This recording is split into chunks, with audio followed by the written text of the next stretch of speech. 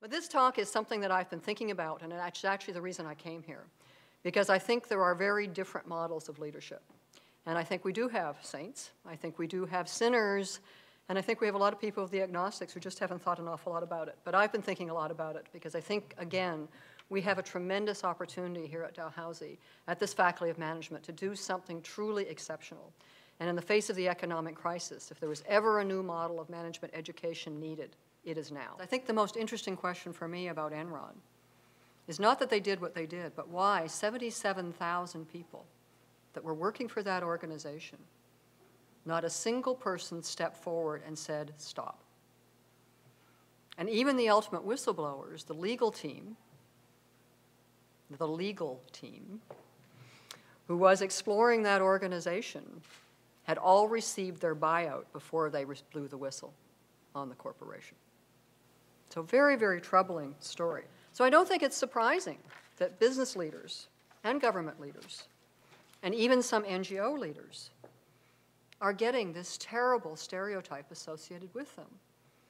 And it has a big implication for us as educators. Because again, I realized after teaching ethics for probably far too many years before the light bulb went on, but I realized when I taught ethics, I bring cases, I bring real-world examples, I bring press clippings to the room, but they actually reinforced this image of bad ethical leadership. And I asked my students one day, I said, after I got to know them and they were getting a little comfortable with me, and they were actually being pretty honest, and I said, how many of you think to get ahead in business, you're going to have to do something that you personally regard as highly unethical? And it was pretty scary that 50% of them plus put up their hands. And ethical leadership is extremely important because it is these visual ethical leaders that establish the culture, that set the mission, that determine the strategy of an organization. And strategy is important because it will determine what markets you go into and what markets you leave alone.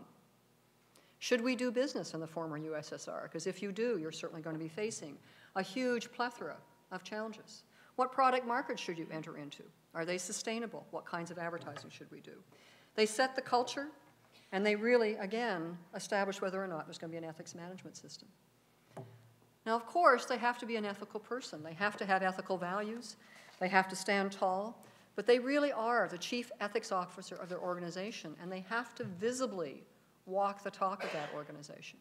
You can't say it and not do it. So here at Dalhousie, what we're trying very much to do is not just teach leadership, but also teach good management skills and good personal skills, where you have the introspection to see yourself, where you've got the interpersonal skills to manage teams, and where you've got the good management skills, whether it's for negotiation, time management, or strong functional skills. And I really believe that a new model of marketing or management education, marketer coming out in me, my apologies, but management education is needed because the external environment has changed very, very dramatically.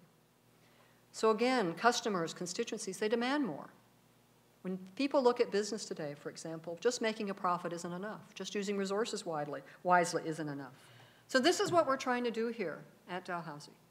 We have a real vision of what we want our future graduates to be.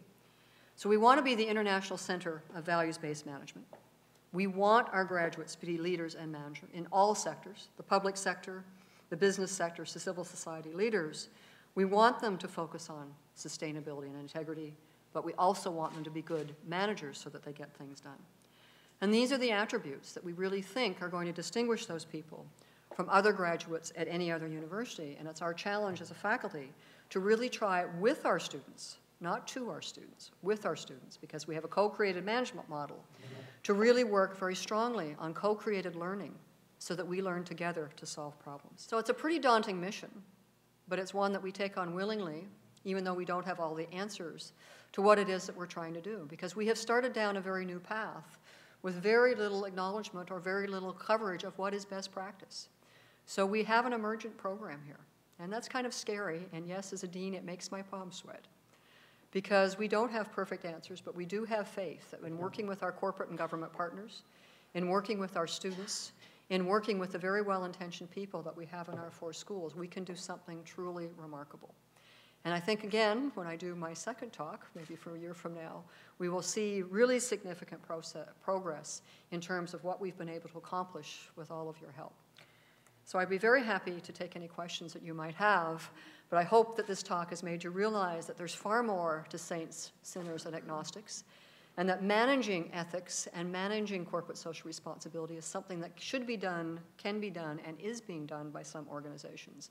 And it's a much more complex thing than just pointing to that rotten apple in the barrel and kicking them outside. It is something that as managers and as educators we can pay a lot more attention to. Thank you very much.